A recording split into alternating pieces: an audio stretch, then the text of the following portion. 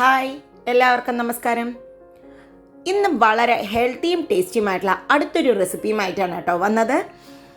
നമ്മളുടെ വീട്ടിൽ ചിലപ്പോൾ ഈ റേഷൻ കട കിറ്റുന്നൊക്കെ ധാരാളം ചെറുപയറൊക്കെ അവിടെ ഇരിപ്പുണ്ടെങ്കിൽ ഈ റെസിപ്പി ഒന്ന് ട്രൈ ചെയ്ത് നോക്കുള്ളൂ. പാലക്കാടുകാരുടെ സ്വന്തം രംഗയ്യൻ കുറച്ച് മസാലയൊക്കെ ആയിട്ട് ടേസ്റ്റി ആയിട്ടുള്ള ഒരു ഡിഷാണ്. അപ്പോൾ ആദ്യം രംഗയ്യൻ ഉണ്ടാക്കാനായിട്ട് ഒരു 1/2 കപ്പ് ചെറുപയർ എടുത്തിട്ട് നമുക്കൊന്ന് വെള്ളത്തിലിട്ട് ഒരു 2 മണിക്കൂർ കുതിർക്കാം കേട്ടോ. 1 മണിക്കൂറാണ് കുതിർക്കുന്നതെങ്കിൽ വേണമെങ്കിൽ നിങ്ങൾക്ക് ചുടുവെള്ളത്തിലിട്ട് വയ്ക്കാം. ഞാനൊരു 2 മണിക്കൂർ കുതിർത്തിട്ടുണ്ട്. ഇനി അതിന് വേണ്ട ഒരു മസാലയാണ് റെഡിയാക്കുന്നത്. അതിനായിട്ട് ഒരു ഏലക്കായും ഒരു ഗ്രാമ്പും ഇട്ടിട്ടുണ്ട്. പിന്നെ ഒരു ചെറിയൊരു പീസ് കേട്ടോ, വളരെ ചെറിയൊരു പീസ് നമ്മുടെ പട്ടയുടെ പീസും കൂടി ഇടാം കേട്ടോ. കറുവാപ്പട്ടയുടെ ഒരു കുഞ്ഞൊരു പീസ് മതി. ഒരു 1/4 ടീസ്പൂണോളം പെരുംജീരകം, ഒരു 1/2 ടീസ്പൂൺ നല്ല ജീരകം, ഒരു 1/2 ടീസ്പൂണോളം കുരുമുളക്,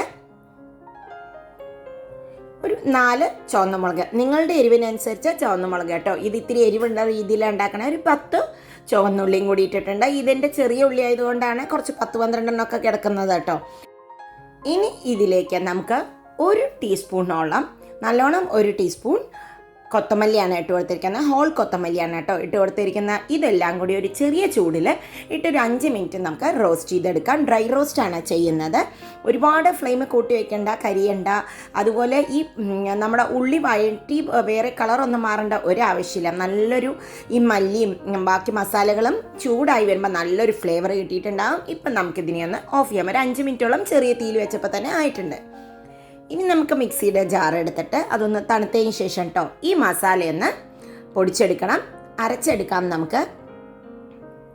ഇതൊരു മീറ്റ് മസാല പോലെ ഉണ്ടാവും കേട്ടോ കഴിക്കുമ്പോൾ. ഇത് ചെറുപയറാണെന്നൊന്നും തോന്നില്ല, അത്രയും നല്ല ടേസ്റ്റി ആയിരിക്കും. ഇതപ്പം ഞാനൊന്ന് അരച്ചെടുത്ത് വന്നിട്ടുണ്ട്.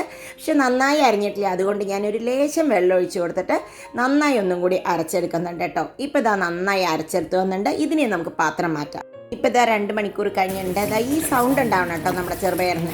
ഇനി ഇതിനെ ഒന്ന് നമുക്ക് അരച്ചെടുക്കാം. ഒരുപാട് എന്താ പറയുക, കോഴ്സായിട്ടൊന്ന് അരച്ചെടുത്താൽ മതി.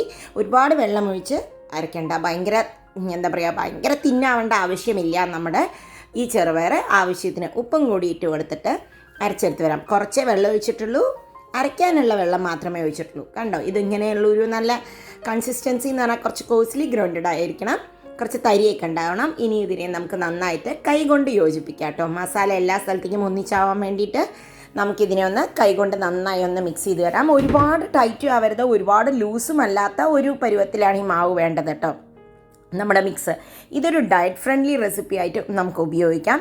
ചെറുപയർ മാത്രമേ ഉള്ളൂ. ഇത് വളരെ ഹെൽത്തി ആയിട്ടാണ് ഉണ്ടാക്കുന്നത്. അതിൽ എണ്ണയൊന്നുമില്ല. ഞാൻ ടേസ്റ്റ് ചെയ്തപ്പോൾ ഉപ്പ് കുറവായതുകൊണ്ട് ലേശം ഉപ്പും കൂടി ഇട്ട് കൊടുത്തു. ഇതാണ് ഇതിൻ്റെ കൺസിസ്റ്റൻസി കേട്ടോ. ഇനി നമുക്കിതിനെ ഒരു പാത്രത്തിലേക്ക് മാറ്റണം. പിന്നെ ഇതിനെ ഒന്ന് ആവിയിൽ വെക്കാനാണ്. അപ്പോൾ അതിന് പാകത്തിന് ഒരു പാത്രം എടുത്തിട്ടുണ്ട്. പാത്രത്തിന് വരെ നിങ്ങൾക്ക് പരന്ന പ്ലേറ്റ് ഉണ്ടെങ്കിൽ അതെടുക്കാം.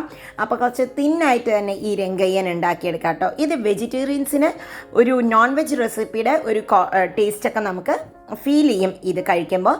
നോൺ വെജിറ്റേറിയൻസ് ഒന്ന് ഉണ്ടാക്കി നോക്കൂ, നല്ല ടേസ്റ്റ് ഉണ്ട്. ഈവനിങ് സ്നാക്കായിട്ടോ ചോറിൽ കേർഡ് റൈസിൻ്റെ കൂടെ ഒക്കെ കഴിക്കാൻ പറ്റും നമുക്ക്. ഇത് ചായയുടെ കൂടെ സൂപ്പർ ടേസ്റ്റ് ആയിരിക്കും കേട്ടോ. ഇതിനെ ഒരു 10 മിനിറ്റ് നമുക്ക് ആവിയിൽ വെച്ച് വേവിക്കാം. അപ്പോൾ ഇതാ റെഡിയായി വന്നിട്ടുണ്ട്. ഞാനൊരു ഫോർക്ക് എടുത്ത് ഒന്ന് കുത്തി നോക്കുകയാണ് കേട്ടോ. നിങ്ങളുടേത് ചിലപ്പോൾ പരന്നിട്ടാണെങ്കിൽ ഇതിനേക്കാൾ ഫാസ്റ്റായിട്ട് വരും. ഇത് ഞാനൊരു 10 മിനിറ്റ് വെച്ചപ്പോൾ വെന്തിട്ടുണ്ട്. ഇനി ഇതിനെ ഒന്ന് എടുത്ത് പുറത്ത് വെച്ച് ഒന്ന് തണുക്കാൻ വയ്ക്കാം. തണുത്തതിന് ശേഷം മാത്രം എടുത്താൽ മതി. ഇനിയിപ്പോൾ തണുക്കാൻ വെക്കുന്നുണ്ട്. അപ്പോൾ ജസ്റ്റ് ഒന്ന് കട്ട് ചെയ്ത് ചെറിയ ചെറിയ പീസുകളാക്കി ഞാൻ അതിലേക്ക് ഇടണം. അപ്പോൾ പെട്ടെന്ന് തന്നെ ചൂടാറുകയും ചെയ്യും, വെന്തിട്ടുണ്ടാവുകയും ചെയ്യും. ഇനി ഇതാ ഒരു 10 മിനിറ്റ് അങ്ങനെ ഇരുന്നോട്ടെ. ഇതാ ഇപ്പോൾ ഒന്ന് തണുത്തപ്പോൾ ഞാൻ അതിനെ പ്ലേറ്റിലേക്ക് മാറ്റുന്നുണ്ട് കേട്ടോ. കണ്ടോ, നല്ല എല്ലാ പ്ലേസും നന്നായി വെന്തിട്ടുണ്ട്. വേവ് കുറവാണെങ്കിൽ ഒന്നും കൂടി വേവിച്ചെടുക്കൂ. ഇത് കുറച്ച് ഹെവി ആയിട്ടുള്ള ഒരു ഫുഡാണ് കേട്ടോ. അതുകൊണ്ട് തന്നെ നിങ്ങൾക്ക് കുറച്ച് നല്ല ഹെവിനെസ് തോന്നും ഇത് കഴിക്കുമ്പോൾ. അത്ര സോഫ്റ്റ് ആയിട്ടുള്ള ഒരു ടേസ്റ്റ് അല്ല ഇത്. ഇനി നമുക്ക് ഇതിനെ ഒന്ന് വറുത്തെടുക്കണം. അതിനായിട്ട് കുറച്ച് വെളിച്ചെണ്ണ ഞാനിത് അങ്ങനെ ഒരു പാനിലേക്ക് ഒഴിച്ച് കൊടുത്തിട്ടുണ്ട് കേട്ടോ. ഓരോരുത്തരും ഓരോ പോലെയാണ് ഈ രംഗയ്യൻ ഉണ്ടാക്കുക. അപ്പോൾ ഞാനിത് എനിക്ക് ഇഷ്ടപ്പെട്ട രീതിയിൽ ഉണ്ടാക്കുന്നതെന്ന് മാത്രം. ഇതിനെ ഒന്ന് ഞാൻ ടോസ്റ്റ് ചെയ്തെടുത്തിട്ടുണ്ട്. അപ്പോൾ ഇതിങ്ങനെ ടോസ്റ്റ് ചെയ്ത് കഴിഞ്ഞാൽ ഇതിങ്ങനെ തന്നെ കഴിക്കാം. ഇത് വേവിച്ച് വെറുതെ കഴിക്കണമെങ്കിലും കുഴപ്പമില്ല കേട്ടോ. വളരെ ഹെൽത്തി ആയിട്ടുള്ളൊരു ഡിഷ് തന്നെയാണ്. അപ്പോൾ ഇതൊന്ന് എല്ലാ ഭാഗവും ഒന്ന് റോസ്റ്റ് ആയിക്കിട്ടെ. ഒരു 2-3 മിനിറ്റ് അങ്ങനെ വെക്കുമ്പോഴേക്കും തന്നെ ഒരു മീഡിയം ഫ്ലെയിമിൽ വെച്ചപ്പോൾ ഇതാ എല്ലാ ഭാഗവും നല്ല റോസ്റ്റായി കിട്ടിയിട്ടുണ്ട്. ഇനി ഇതിനെ ഒന്ന് നമുക്ക് പാത്രം മാറ്റാം. കണ്ടോ, നല്ല റോസ്റ്റായി കിട്ടിയിട്ടുണ്ട്, കളറൊക്കെ ചേഞ്ചായിട്ട്. ഇതിനെ നമുക്ക് പാത്രം മാറ്റാം. ഇനി അതേ പാനിൽ തന്നെ കുറച്ച് എണ്ണ ഒഴിക്കാം. ഒന്ന് വറുത്തിടണം കേട്ടോ. കുറച്ച് കടുകൊക്കെ നന്നായി പൊട്ടി വരുമ്പോൾ നമുക്കൊരു 2 മുളകും, ചുവന്ന മുളകാണ് ഇടുന്നത്. പിന്നെ ഒരു ടേബിൾ സ്പൂണോളം ഞാൻ പരിപ്പും കൂടി ഇട്ട് കൊടുത്തിട്ടുണ്ട് കേട്ടോ. കുറച്ച് നമ്മുടെ കറിവേപ്പിൻ്റെ ഇലയും കൂടി. ഉഴുന്നുപരിപ്പൊന്ന് നന്നായി ചൂടായി വരട്ടെ. ആ മുളകും ഇതാ ഉഴുന്നുപരിപ്പിൻ്റെ കളറൊക്കെ മാറി വരുമ്പോൾ നമുക്കൊരു 2 ടേബിൾ സ്പൂണോളം ഞാൻ ചെറിയ ഉള്ളിയാണ് ഇട്ട് കൊടുക്കുന്നത്. ഇതിൽ ചെറിയ ഉള്ളിക്ക് നല്ലൊരു ഫ്ലേവറാണ് കേട്ടോ ഇതിൽ കൊടുക്കുന്നത്. ഒരു നുള്ള ഉപ്പും കൂടി ഇട്ട് കൊടുത്തിട്ടുണ്ട്. അപ്പോഴേ അതിലേക്കൊക്കെ ഉപ്പ് പിടിക്കുള്ളൂ. ഇതൊന്ന് ആവട്ടെ, ഒന്ന് സോട്ടായി വരട്ടെ. ഭയങ്കര ഒരു ഗോൾഡൻ കളറായാൽ മതി. കണ്ടോ, ഇതിപ്പോൾ ഈ അവസ്ഥയിലായിരിക്കുമ്പോൾ ഒരു 2 ടേബിൾ സ്പൂൺ നമ്മുടെ തേങ്ങയും കൂടി ഇട്ട് കൊടുത്തിട്ടുണ്ട്. ഈ തേങ്ങയൊക്കെ ഇതിൻ്റെ കൂടെ കഴിക്കാൻ സൂപ്പറായിട്ട് കേട്ടോ. ഇത് വെറുതെ ഈ രംഗയ്യൻ്റെ കൂടെ കഴിക്കുമ്പോൾ അതിൽ ആ ഒരു കോട്ടിങ്ങും കൂടിയുള്ള രസമാണ്. ഒരു നുള്ള മഞ്ഞൾപ്പൊടിയും കൂടി ഇതിലിട്ട് കൊടുത്ത് ഒന്ന് സോട്ട് ചെയ്തെടുക്കാം.